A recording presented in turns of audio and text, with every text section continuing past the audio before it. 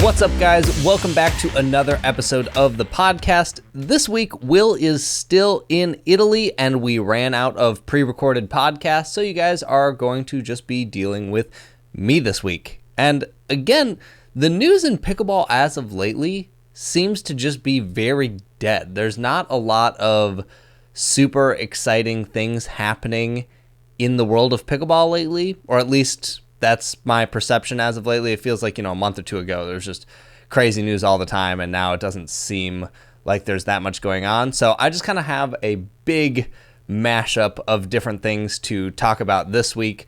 The first one that I want to talk about is just some new rules that the PPA is going to be implementing, and those are unlimited reserve for service faults. So if everyone talks about Tyson McGuffin's serve. Let's say he gets called out for a serve. He can essentially just reserve it as many times, even if he keeps faulting, there will be no penalty for it.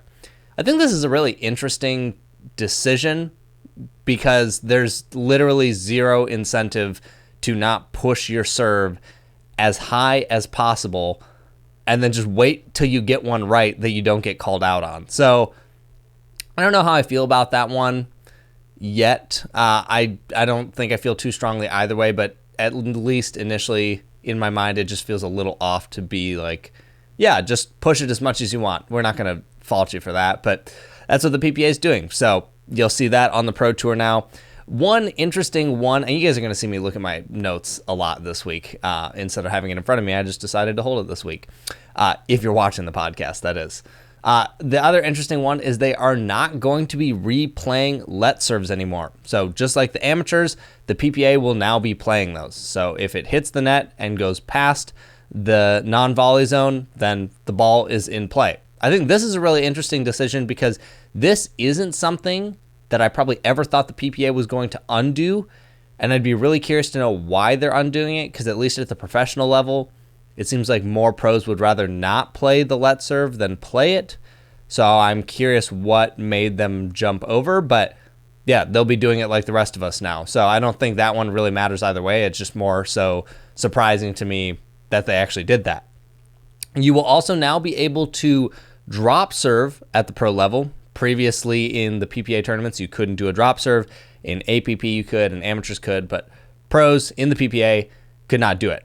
And they've already been doing this for a little bit now, but they will also correct, or I guess just moving forward, they will be correcting you if you are in the wrong spot, if you are a pro PPA player. So if you guys are serving from the wrong side and they notice, they will let you know. Now, if they don't notice and everyone plays through the point and you win the point, and then it gets called out after the fact, you still get to keep that point. Now, if a player noticed in the middle of the point and calls it out, then I believe that is when they would lose the serve and the ball would go back. Or, actually, I'm not 100% sure about that. I should have double-checked that before this. That might still just end up being a replay. My hunch is that that's probably a replay. So you'll want to double-check that, but I'll try and link to the PPA Tour notes in the show notes if you want to read that.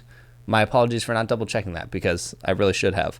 Lastly, if you are on championship court, it doesn't sound like it matters what round you're in. There will be video challenges available only on center court or championship court, that is. So that's good to see. Now, if you're on championship court, you can just challenge instead of previously. I think it might have been the quarters and on, or it was the semis and on. That's another one that I can't recall perfectly from memory, but now that will be available all the time. So those are some of the pro PPA changes that are happening. I thought some of those were interesting and probably worth noting if you hadn't already heard about them. But moving on, there's just a lot of random things to actually, to be honest, there's really not that many. This is probably going to be one of the shorter podcast episodes I've done in a while, but something I thought I would do is kind of just talk about, I guess, the life of being a content creator. I think this applies whether you're in pickleball or not. Obviously, I'll be talking about it from the perspective of being in pickleball, but I thought I would just kind of pull the curtain back and let you guys just kind of know what goes on behind the scenes, at least as much as I could think of. I think there's probably a bunch of other things, but these are kind of the main things that go into it. So when I'm making a video, here's kind of the stages or the process that I go through. So a lot of these right now are paddle reviews, but I do soon want to branch out of paddle reviews. Not stop doing them. That's not going to be happening anytime soon. That's like my bread and butter. That's like, what I think I'm probably best at creating content now. But I do want to experiment with just other types of content, and I think you guys are going to start seeing some of that in July, which we'll get to a little bit later. But the first thing for me is I need to figure out the idea that I'm going to do. Has anybody done this? Can I do the video better than them? And is this idea even a good idea? So if it's not a paddle review, obviously if it's a paddle review, that's pretty straightforward and obvious. But if not, like one of the videos I'm going to be working on is just kind of this training idea that I haven't seen anyone do yet in pickleball, and I think it could be a really good series. So first I had to kind of see, has anyone done this?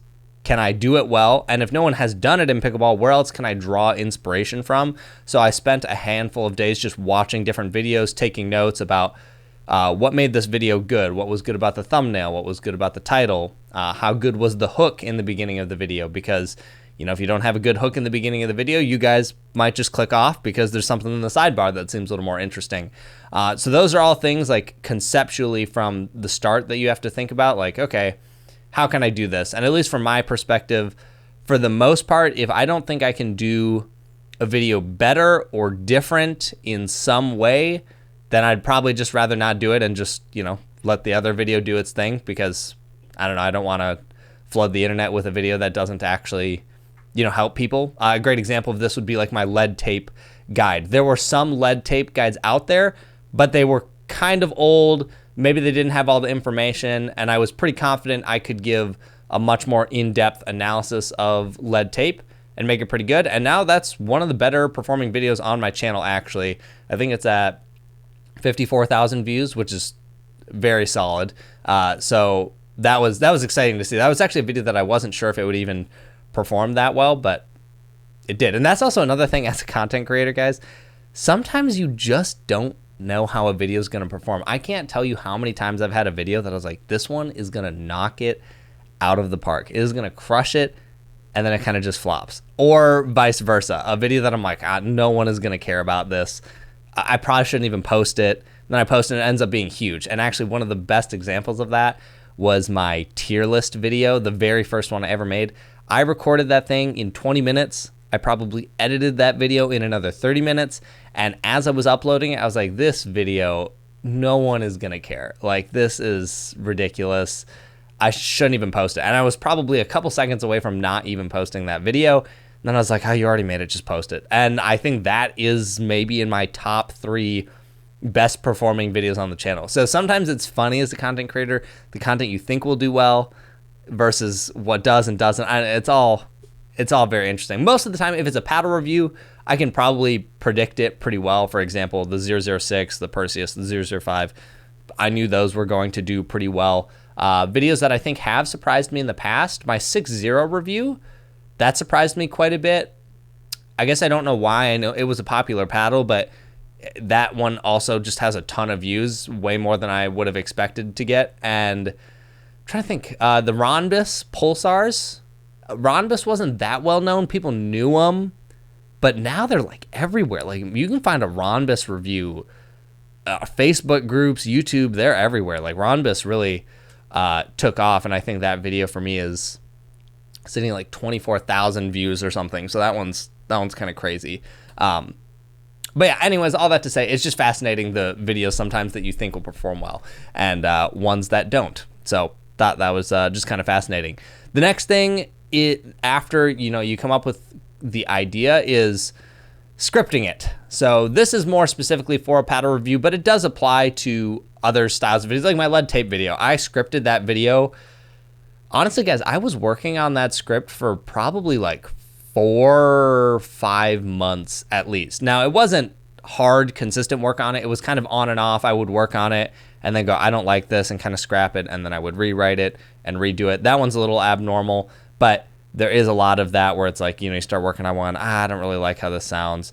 But you kind of have to go through that, because that's where you have to make the hook. Is it interesting enough in the first 10 seconds to draw someone in and want to watch the rest? And then the thing that I struggle with is I'm a super detail-oriented person, and there's a lot of information that I think the viewer generally doesn't care about or probably doesn't need to know, or it's maybe even confusing. And that's information I want to include to be thorough, but if people are going to click off, not care, or whatever, then it's not worth including. And that's something I really struggle with in a lot of my videos. And I have to cut things out just because I think, okay, what benefit do I get for adding this? And a lot of time I'm just doing it for myself to kind of cover my bases. It's almost like I want these people who are smart and knowledgeable to know that I am smart and knowledgeable as well, where the average pickleball consumer probably doesn't care about those things.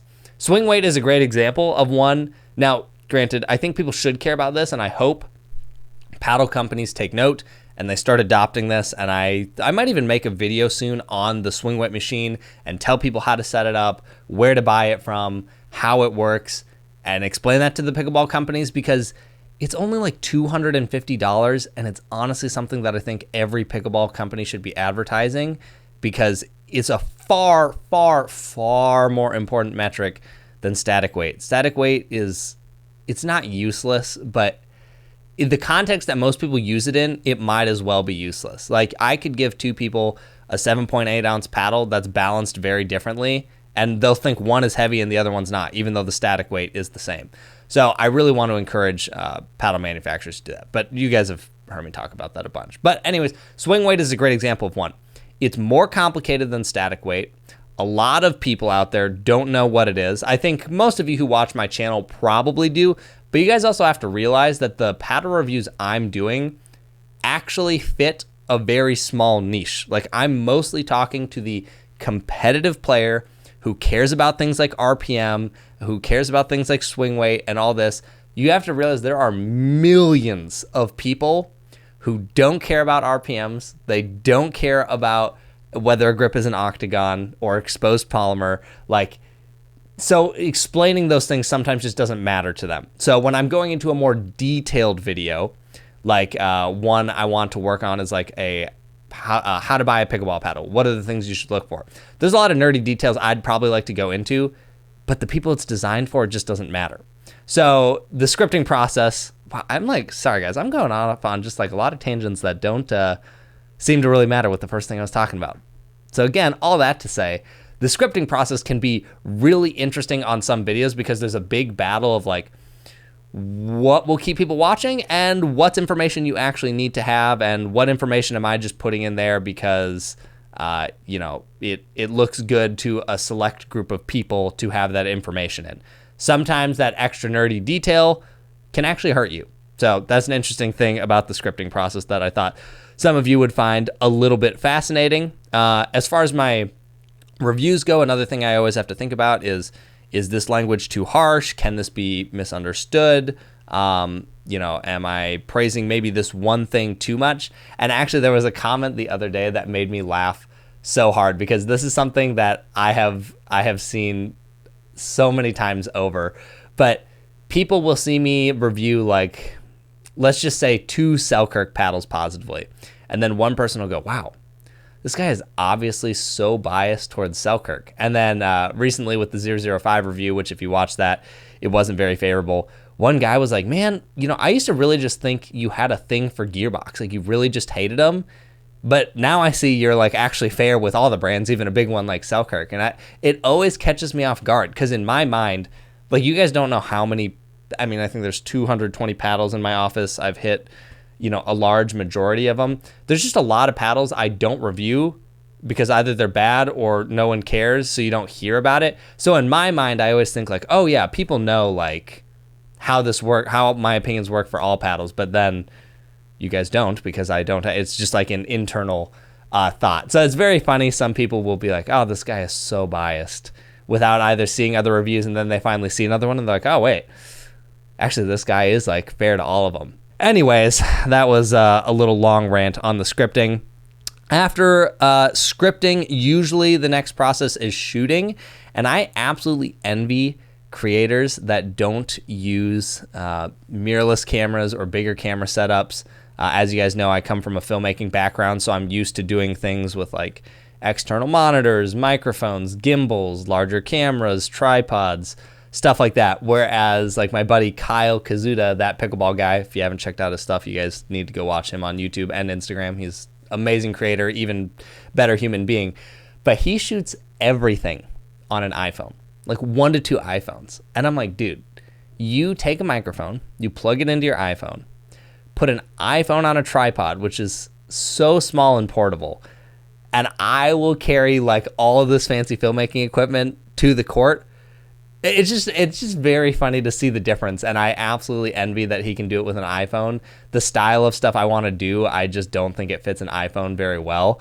So if you ever want to be a content creator, guys, first of all, your iPhone is definitely good enough to get started. But second, if you can avoid getting into the real camera, it's probably better for you. I mean, I think you will get better quality if you know how to use it properly, but it's so much extra work. Like when me and my brother load up all the camera gear and go to the court to film, say, a first look, it's just so many things you got to remember. Like, let me even pull up my list here. Where is it? You've got the tripod, you've got the camera. Mine is an FX30, and usually I bring a Canon R5.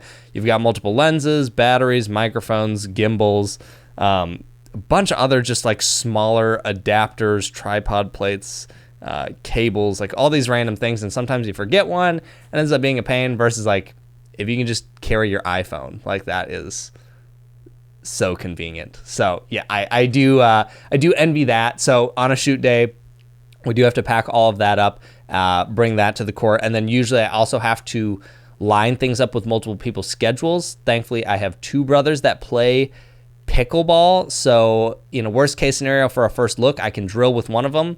The other one helps film. Isaac is the one that films for me. Patrick is usually the one you see playing with me. And then we can play singles to test a paddle. Usually I try and get a 4th if possible, but scheduling can be a little difficult sometimes. Either the shoot can be last minute, or it's harder to plan in advance, or, just everyone's got different schedules. Trying to line up 4 schedules sometimes in the middle of the day can be a little difficult. So that's one of the things, planning a shoot day that we go through. And sometimes there's even multiple shoot days. For a lot of paddle reviews, those are very frequently over multiple shoot days. Thankfully, with the first look, that's actually one thing I love about that format, and I'm so glad you guys have enjoyed it so far, is I can do it all in essentially one setting. I'm on the court for like an hour and a half, 2 hours. We knock out this video, go back home, and we're done, versus like a paddle review. I'm using the paddle for like 2 weeks. I'm bringing my camera to the court every time to film gameplay. Then I gotta like be writing notes all the time. Like it's just reviews are a much more, I guess, just a longer process compared to the first look. So the first look, I really like that format just because it's fun and a little easier to knock out, to be honest. After that is the editing. So, we come home, we dump all the footage. I would say the average review is about 200 gigabytes. The Perseus review was about 500. 500's probably on the larger side for a review, but some of them get up there. The 006 was probably like 300 or 400 gigs, if I had to guess. Yeah, something like that. So usually a lot of storage. We got to dump all that.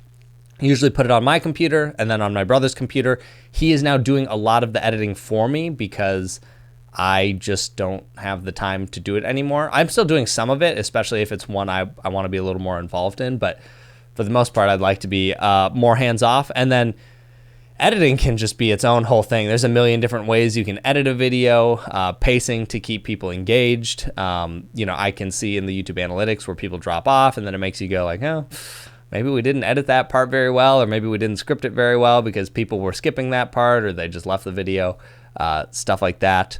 And then, other post work involves like the thumbnail. You don't want to be too clickbaity. I try not to do the ridiculous YouTuber faces as much as possible. I'm really not a fan of those. I always feel really silly doing it. But the unfortunate part about YouTube, guys, is those things just work. Like, as silly as everyone thinks they are, myself included, I'm right there with you. People do it for a reason. It's because people click on it. You are drawn to seeing a human face. It makes you want to click on it, even if it's ridiculous. I see myself falling for this all the time when I'm scrolling YouTube and I see like, some silly face. I'm like, oh, well, that actually seems like an interesting video. Click. And same thing with titles. Titles are a really big balance. I try as much as humanly possible to never be clickbaity, to be as straightforward to the point.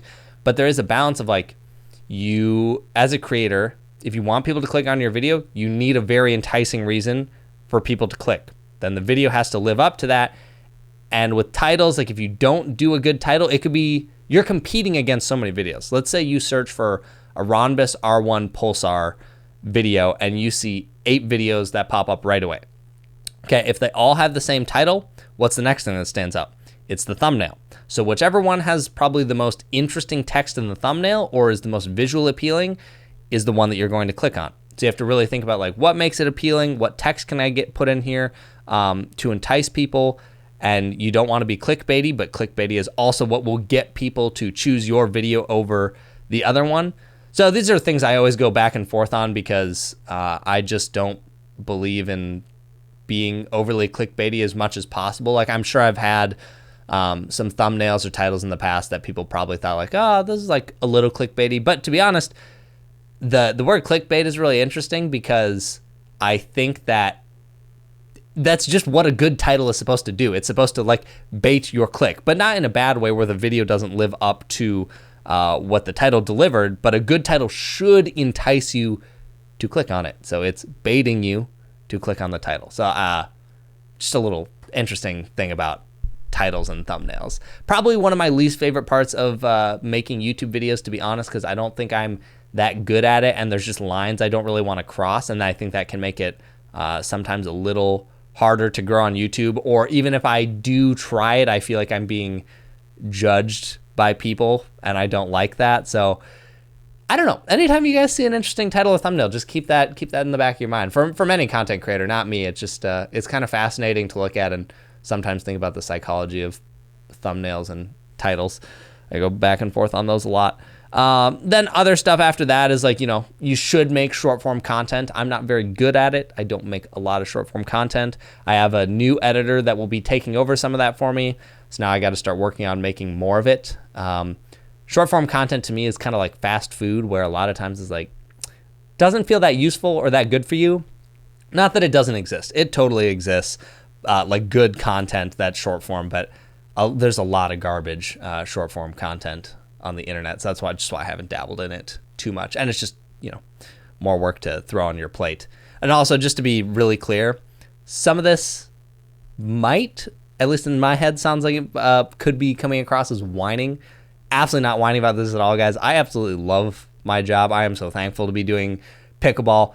These are just all the things as a content creator that I think, and other ones in the comments will probably be able to relate to all of this. You're just thinking about a million different things all the time. So like every video, I think a lot of people think it's like, oh, a paddle review. It's so easy. Like you just go play some pickleball, you get to have a ton of fun, and then you come home and you write some stuff, and then you just film a video about it and edit it and you throw it up.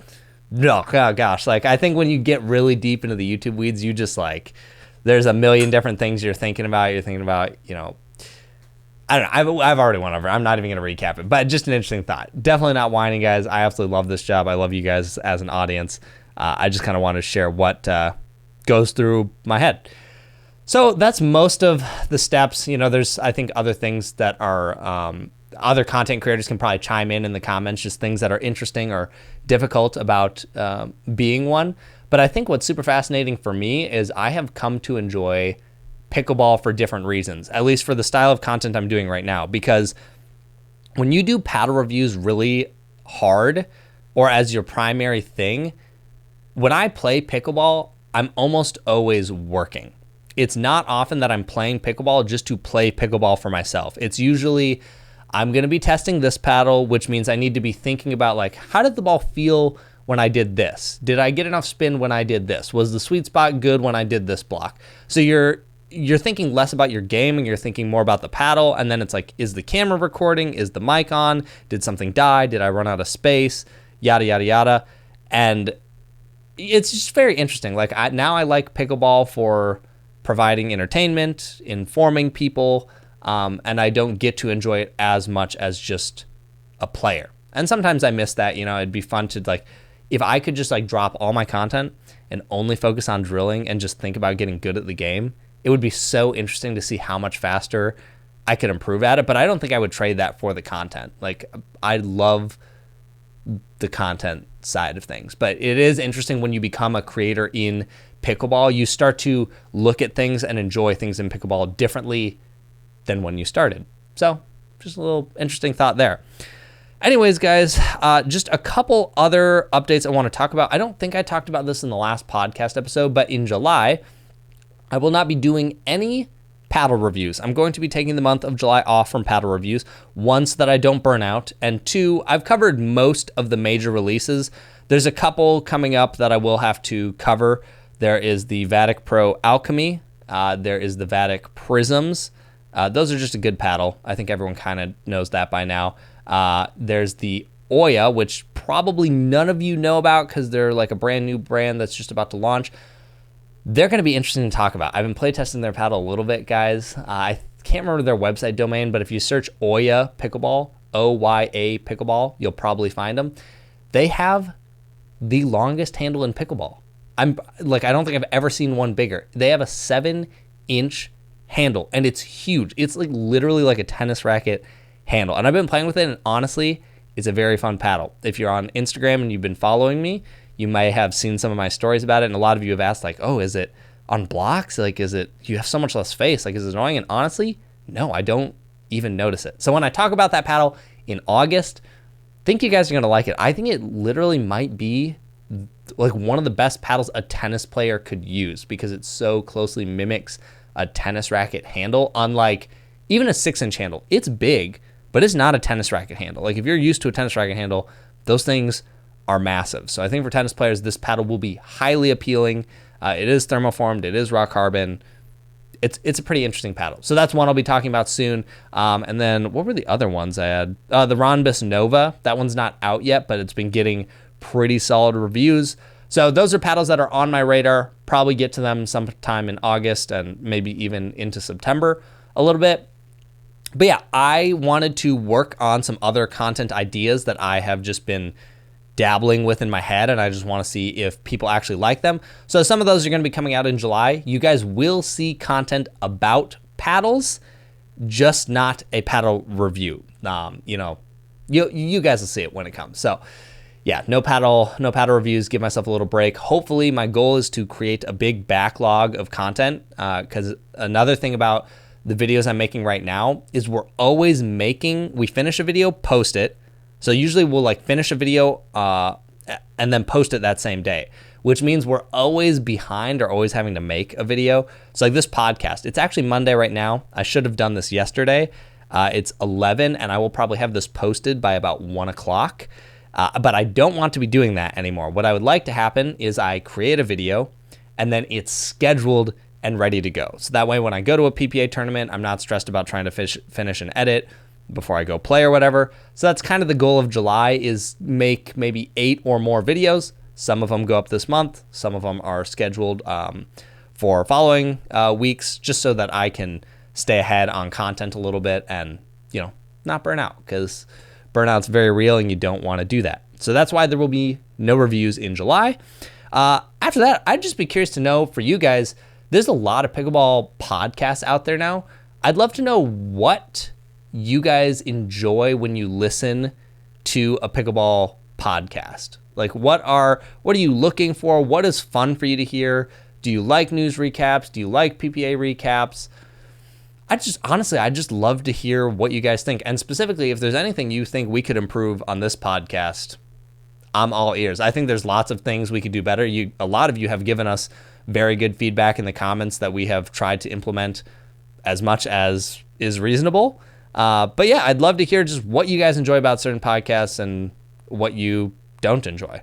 So yeah, let me know down in the comments. And also just, on top of that, let's just even talk about pickleball content. I'd love to know what type of pickleball content you guys consume the most. Is it paddle reviews? It's probably not that. I can almost guarantee you guys it's not that.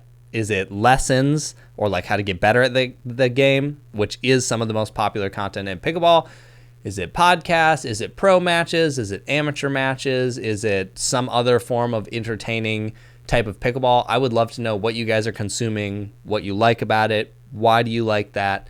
I'm just really curious to get kind of a pulse on what the consumer thinks of pickleball, the pickleball content landscape right now. So let me know down in the comments below, guys, what you think. All right, only got a few more things I want to talk about. I guess we'll dive into the creators really quick, but stay tuned to the end because I do want to talk about a pickleball app that caught my attention and I think has the potential to be quite interesting. So since I won't be posting any reviews in July, there will probably be a lot of other content creators that are posting reviews. And I talked about this a little bit in my 005 review, but as much as I try and be objective in my reviews as possible, I try and play with the paddles for a long time so that I get a very good feel for them so that I can explain them to you guys. The thing that you have to realize at the end of the day is I am one person and I do have my own personal preferences and some things just aren't going to work for me. So at the end of my 005 review, I basically said, you know what, guys? I hate this paddle, but there are going to be people who absolutely love this and think it's incredible. So don't just take my opinion for it. Go watch some other reviewers, see what they think, and then come and draw your own conclusions. And that's what I think you guys should always do with my reviews. As much as I would love to be like the primary guy that you come to for paddle reviews, I just realized that everyone's different, right? So if I hate a paddle, you might love it. And I would actually encourage you, if there are paddles that you're interested in, and then you saw one of my reviews and you're like, oh, Chris dunked on it, must be a piece of garbage. If you can demo it, please go demo it, because maybe you will completely disagree with my opinion. That's just how it works when it comes to equipment things. Like some things just work for people. I know people who still use an Onyx Z5, even though I think objectively it is so much worse than basically almost everything that's a decent paddle. There are some people who are just like, this is my paddle and I love this thing. So I wanted to throw that out there, you guys. You should watch some other reviewers. So I made a list and I'm probably missing some. So I am so sorry if I did not put your name on this list, but these are some content creators that I have seen their stuff and I thought was pretty decent. I haven't watched all of it, but I think I've seen enough videos from most of these guys to get an idea. So the first one, and most of you are probably familiar with, is Pickleball Effect. He focuses a little bit more on the written reviews, but he does also do video reviews. You should check out all of his stuff. He also has an online shop that you can check out. He also recently started selling protective edge tape that isn't branded, and it's similar to the ProLite stuff, so you can check that out. It might be on his store. It's also on Amazon, I think, but check his socials and you can find it. I've been testing it. It's pretty interesting stuff. Pickleball Effect, I think, he does a phenomenal job. He's very good, in my opinion, at being unbiased, like what I'm trying to do. He's very thorough with his reviews. He does good work. So I would highly recommend checking him out. He's been in the game longer than I have, I think. I'm pretty sure. I'd have to go back and check, but I think he's been around even longer than me. So he's an OG. Definitely check him out. After that, a new one that I found recently was STS Pickleball. He doesn't have very many reviews, and all the reviews so far are Ronbus paddles, but the quality of his videos is quite good. I don't know what he's filming with, but definitely got a solid camera. He's making quality content, and I think as he makes more paddle reviews, they're going to get even better and better. So I would definitely go check him out. I'm sure he's going to continue and grow and expand the paddles he's reviewing. After that, we have Farmer Lanky. A lot of you have probably seen him recently. That guy is a machine. He is cranking out videos so fast. I don't know how he manages to crank out these reviews so quickly, because I cannot crank them out that fast. So there are probably paddles he will have reviewed before me, because he's just quick. So yeah, go check out Farmer Lanky. He is cranking out a ton of reviews. We also have Tickle My Pickleball. Interesting choice of name. It makes me chuckle every time I see it. As very interesting choice of name. But he also makes reviews, and he has had some paddles early. I think he just recently talked about the Spartus Ballista, which I don't even have in my hands yet. So if you want some early thoughts, go check him out. He seems like he's been doing some pretty solid reviews. I think I've seen one or two of his, and it seems like he has some pretty interesting thoughts. After that, Pickleball Will, obviously. If you're listening to this podcast, you probably know Pickleball Will. John Q. He takes a very similar approach to me. Very in-depth, very thorough, very nerdy. nerdy in a good way. John is great.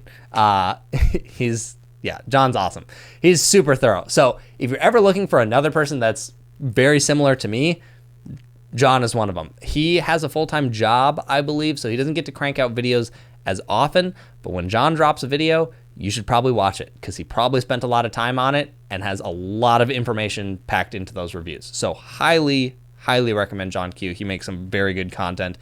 And then the last on my list that I had, again, I'm sure there are more that I'm just not aware of, was Rackets and Runners. So I believe they're a shop, but the guy in the videos seems to be pretty solid at reviewing paddles. I've seen a couple of those and was pretty impressed with what I saw, or thought he was pretty good at articulating a feel of a paddle. So there you guys go. Those are a lot of different content creators I would recommend you check out. People that you will probably see different opinions from me. Some of them might line up. Some are probably different, but they all seem to be making good paddle review content. So check them out if you want to see more of that. All right. The last thing that I want to talk about for this podcast episode is Unforced Pickleball. This is an app and a website that I recently just learned about, and I honestly thought this was really interesting. So it basically does stat tracking for your games. So they have a couple different packages you can choose. First, you can just get highlights from your games. So you can pay them $7 and then give them a video game link, and then they will put all of your clips inside the app, and then I believe you can share links to other people. I don't know if they're just clipping sections of your YouTube video and then those are the links that you can give out. But if you ever just wanted to get a bunch of highlights from your games, I think they can also do lowlights if you want them. Like, hey, here's what you messed up. You could go see that too, I believe. So I thought that was pretty interesting. That's actually something that would probably come in handy for me because I have to go through so many game highlights for my reviews. Thankfully, my brother's doing that for me now. But the other package that they offer is for $10, I believe. Is it $9.99? Yeah, $9.99. You can do, is it advanced stats? Yeah, advanced stats. And basically, they will go through your game and track all of your unforced errors, whether it was your backhand, your forehand, how many times did you lob, how many times did you drop, did you force an error on it? Like, they have a bunch of different stats, and they will go through and categorize all of those for you. And then they also have like a player impact rating, which kind of tells you who was the most impactful player or who played the best during that game. Super fascinating stuff. I'm already planning to upload some of my games and just get some insights into my game that I don't personally want to go through. So for example, I'm going to give them some of my singles games, and I'm just going to see how many winners did I hit on my forehand? How many errors did I make on my backhand? Like, I think that my backhand has a ton of improving to do, but maybe I'm going to find out that I actually hit more winners on my backhand than my forehand. It's not something that I want to go through and categorize manually because it just, I'm almost surprised they're charging $10 for it. Like, I actually think that's a very reasonable price and something that I'm very willing to pay for. But in theory, they might even be able to charge a little bit more. It's probably more convenient for me just because I don't want to put the time into it because I'd rather make content. I don't know. Anyways, it's very neat. So I will be uploading some singles games. I'll probably do some doubles games. Like, I might take some of Will and I's tournament games and upload those and just see like which player had the most impact. Like, what were we making errors on? Because then for our next Golden Qualifier, might be able to use that data to improve a little bit. Or maybe I will find that there's so much data in there that it's actually not helpful. I don't know yet. I'll just be trying it out. But I would highly recommend, if stats on your game are something you are interested in, check out Unforced Pickleball. The app seems to work decently well. I haven't gone through it a ton yet, but as soon as I saw it on the App Store, I was pretty impressed. I thought this was a cool concept that I was surprised no one else had done yet. I'd be very curious to know the people who go through these stats, what that looks like, because I'm just imagining sitting at a computer for like an hour trying to break down all these stats, like every backhand dink someone missed, lob, Ernie, ATP. Yeah, I don't know. To me, that doesn't sound like it would be very fun, but maybe that's someone else's passion, just like the paddle reviews for me. And then if you do both the highlight and the expert stats, instead of $6.99 and $9.99, you can actually get it for $15. So if you want it to be, just a couple bucks cheaper, you can combo those together. Otherwise, you can just get the expert stats if you want. Advanced stats. They also have the expert stats, which there's a wait list for, and that I think they break down literally every single shot you hit. So you might be able to find out like how many shots did you hit on your backhand, how many shots did you hit on your forehand, how many times did you drop with your backhand versus your forehand. I don't know exactly what all they go into. There's a wait list and there wasn't a ton of information on it, but I will probably do that at some point. I might even do it a couple times just to see what kind of information they can give. Honestly, it'd be a pretty cool thing to check out. So anyways, if that's something you're interested in, check it out. I think it's interesting. Might even make a full video on it at some point. But otherwise, guys, that is all I have today. I'm sorry that was honestly all over the place. I thought it was going to be a little shorter and a little more organized, but my brain kind of just went off on a whole bunch of tangents. And again, it is weird doing these solo podcasts and just talking to yourself in a room, staring at a camera and a lens. I don't know how to explain it. You guys should just, if you're curious what this feels like, just set up your iPhone and just talk to it for like 30 minutes and just see how well you can talk to it. It's kind of weird when no one's responding to you. Anyways, I'm rambling again. Thanks so much for listening to this podcast. Will be back next week from Italy. I am excited for that. Thank you guys so much for supporting the content. We really appreciate it. I'm going to catch you in the next one.